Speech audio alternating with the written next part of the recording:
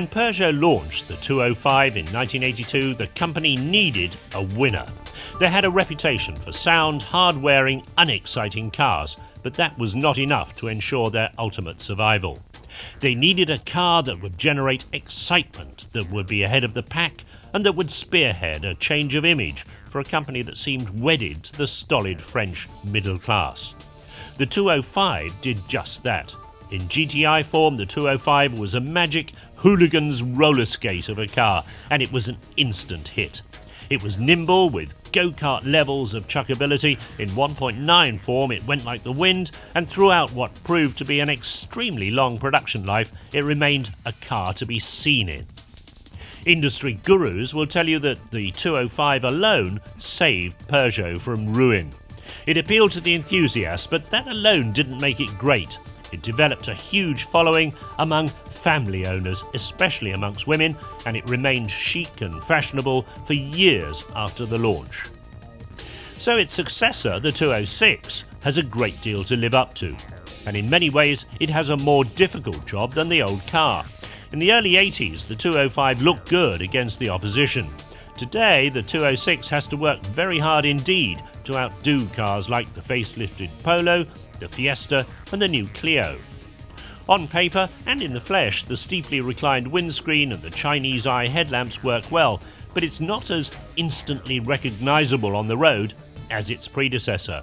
And if it's to succeed, it mustn't sacrifice the levels of road holding and performance the 205 built its reputation upon. It will need to offer better headroom and legroom than the old car, and to stay ahead of the opposition, a bigger boot. And it has to do all that without impinging on 306 territory.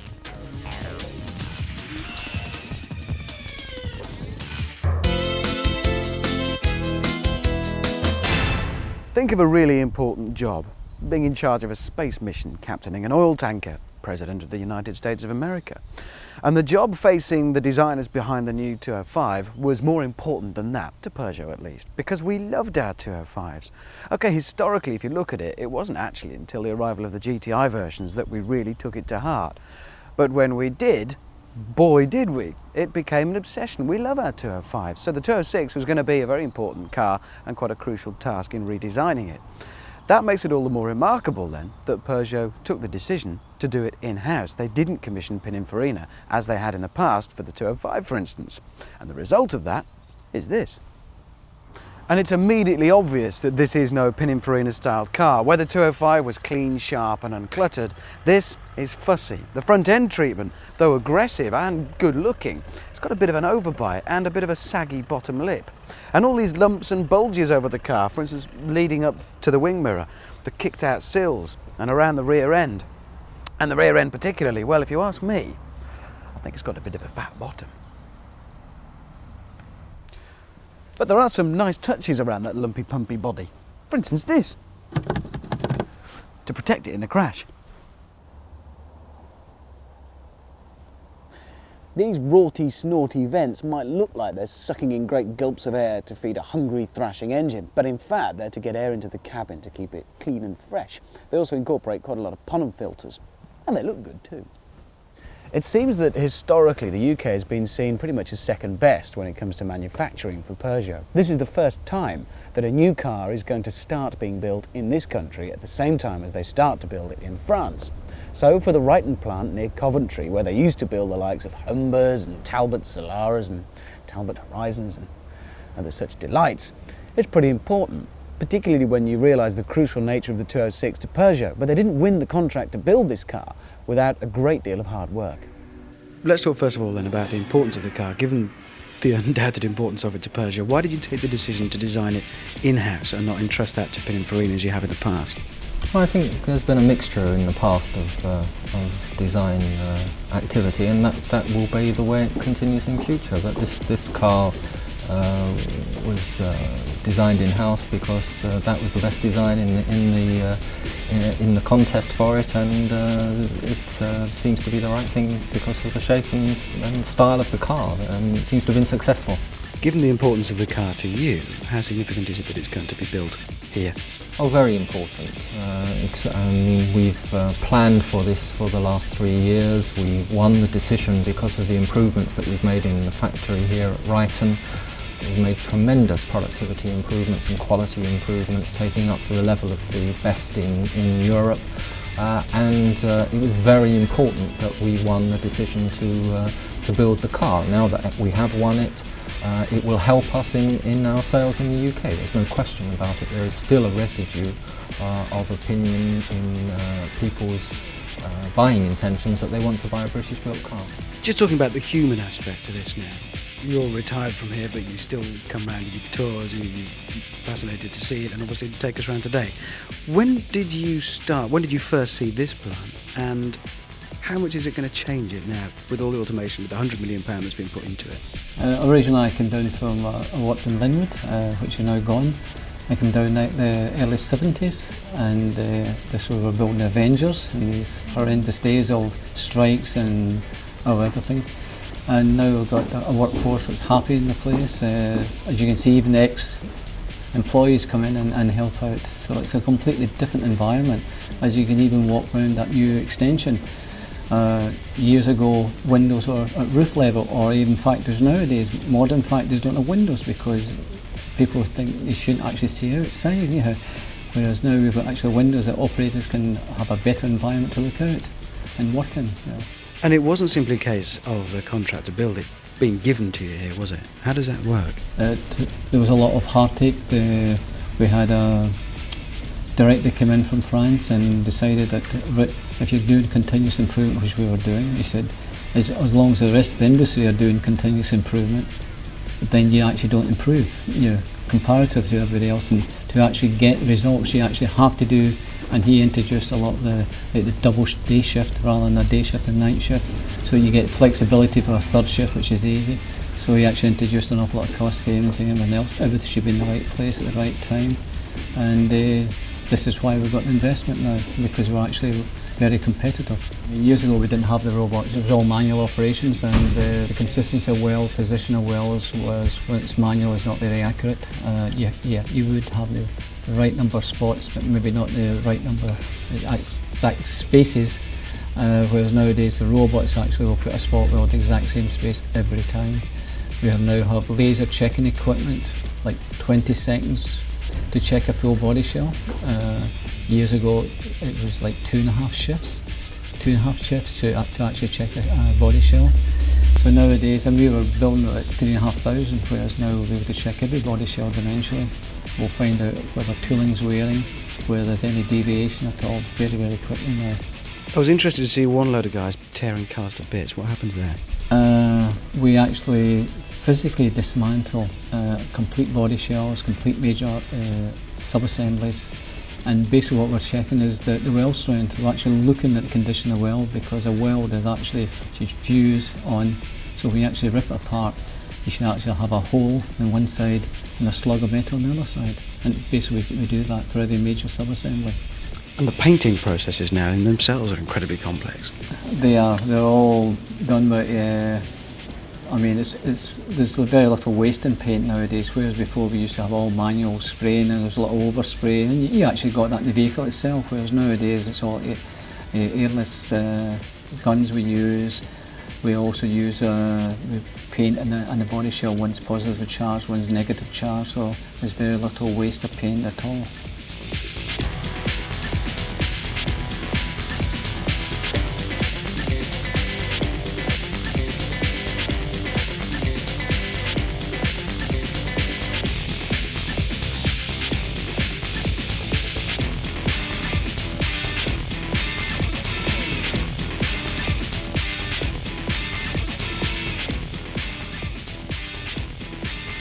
I drove the 1.4 and 1.6 litre petrol versions. The 1.4 was definitely the weaker of the two. In fact, it felt decidedly feeble. There was the mid-range there, but in all honesty, it feels more like a 1.2. The 1.6 was stronger, with again more mid-range. It is an 8-valver, quite a drivable engine and quite useful around town, but certainly not something you'd ever expect to press on with, and certainly not something that is ever going to rev past about 4,500. The interior feels pretty well put together. It's all quite substantial in here. It's certainly not rattly and tinny like some French cars of the past in this class. And in this, the LX version, it's quite highly specified as well. We've got air conditioning, controls for the electric front windows, and a rather natty control behind the steering wheel for controlling your stereo volume and channel. But, and it is quite a big but, and I don't understand this, the whole thing appears to be afflicted with some unfortunate skin complaint. It's got this flaky, crinkle, knobbly finish. It goes everywhere, on the steering wheel, on the steering column, and I don't like it. It's like sitting on an elephant. It's like elephant skin. Why?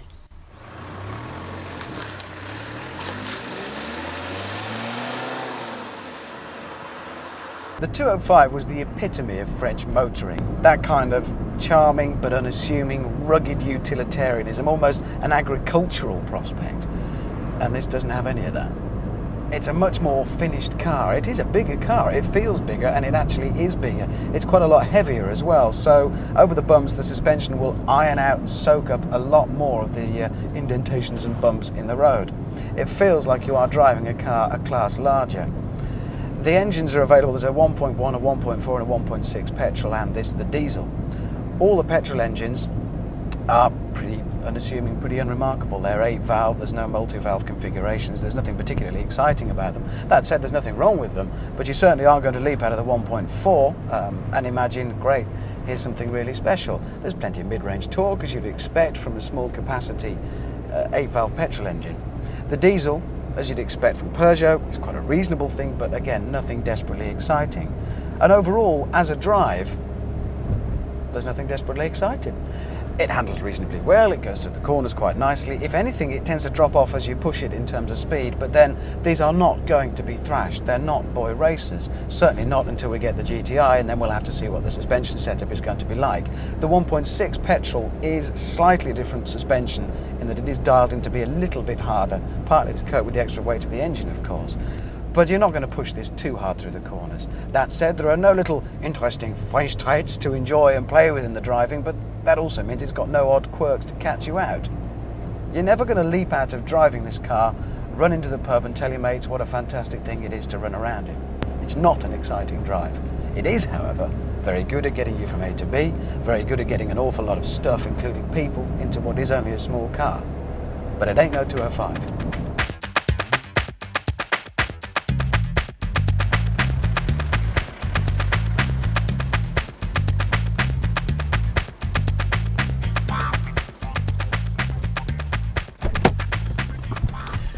In all, though some may bill it as the replacement for the 205, that's not particularly fair. The 206 is a very different car. It's bigger, it's more refined, and in marketing speak, it's a more mature product.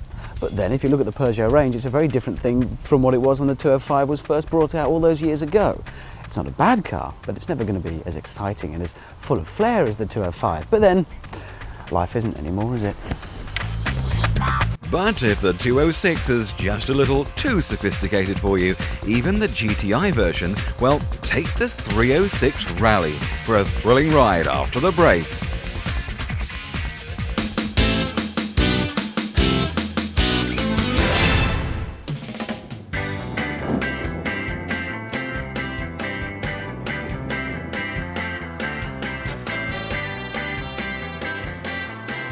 There's no doubt about it.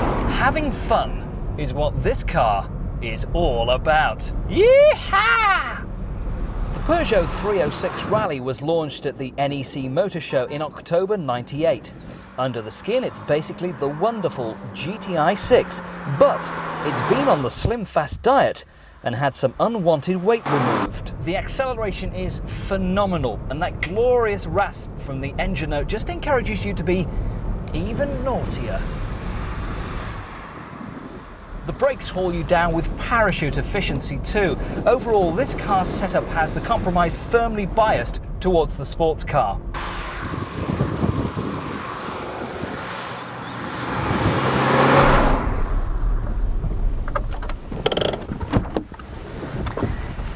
Compromise. At some stage, all production cars have to be a compromise between driver enjoyment and how easy they are to drive, particularly around town, say.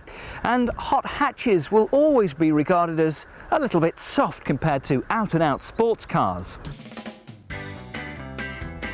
For the rally, items such as electric windows, air conditioning and heated door mirrors have been jettisoned. Overall, it adds up to a weight saving of 16 kilograms over the 306 GTI 6.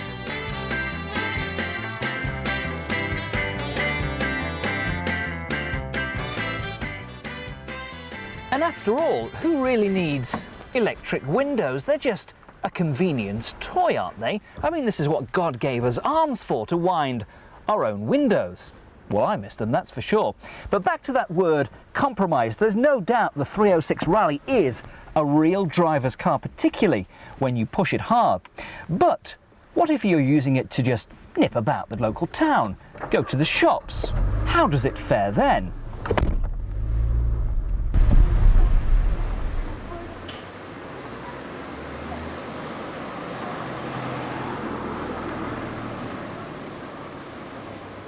So I'm thinking, do I need second or third gear? And that's perhaps one of the problems with the Rally. It's got 6 gears, but around town, you'll just never use them. The brakes, which are excellent on the open road, are a bit hard, a bit snappy around town. The clutch is not the lightest in the world, and in my opinion, a touch sticky too. It's like a bulldog on heat, straining at its leash.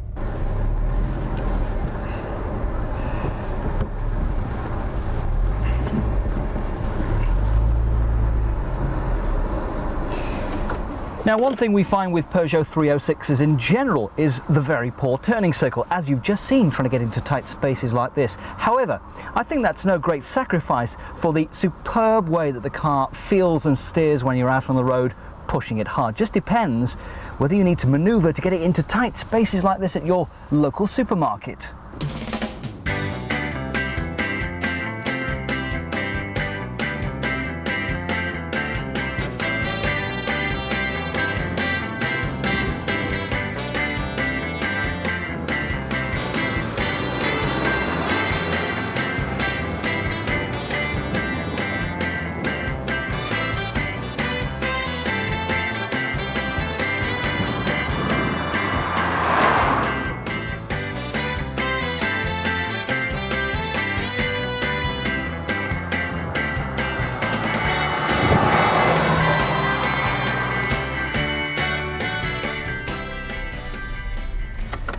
So the 306 Rally is right at home on great driving roads. Enthusiasts who bemoan the lack of soul and spirit in modern day cars will absolutely rejoice in this Rally. Just don't buy one though if you only intend to use it for the shopping run.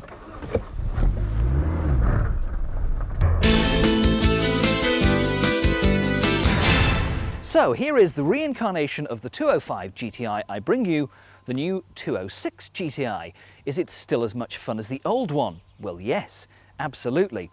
Now, it's interesting that back in the early 1990s, the hot hatchback market almost died a complete death. Kids didn't want these sort of vehicles anymore. They wanted trendy 4x4s instead. Maybe the age bracket of the GTI market has moved onwards and upwards. After all, these cars are not particularly cheap. Now, I drove the new 206 for the first time last year. Peugeot promised us that they would bring out a GTI version. Here it is, and it's great fun to drive. I have to say I'm slightly disappointed by the exterior looks of the 206 GTI. It's got, of course, alloy wheels, spoilers, a discreet GTI badge at the back, but it doesn't look very much different to the rest of the 206 range. It needs to look a bit meaner, a bit more aggressive, but who knows, maybe Peugeot are saving that up for an even hotter version of the 206 GTI. It's just possible, you know.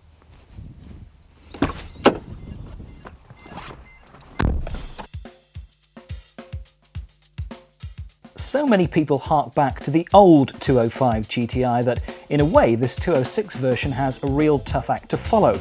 It's very difficult to say whether the 206 GTI now is as good as the 205 when it was introduced.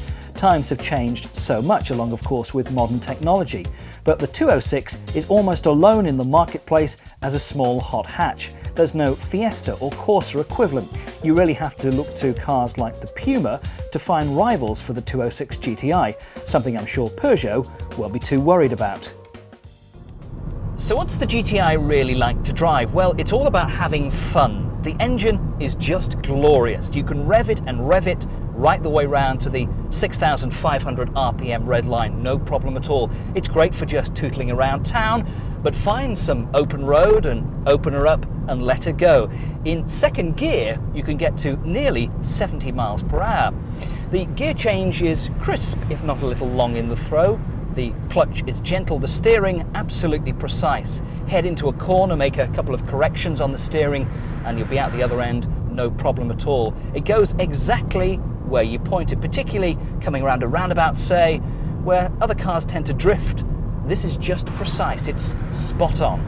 Now, I do have a couple of moans, and these are about the 206 range in general, not just the GTI. The first is that because of the steeply raked front bonnet, you have no idea where the front bumper is, which makes it rather difficult for parking. One of the whole ideas of buying a small car is to be able to manoeuvre it easily into tight spaces, but if you can't see and judge where the front of the car is, that makes life very difficult.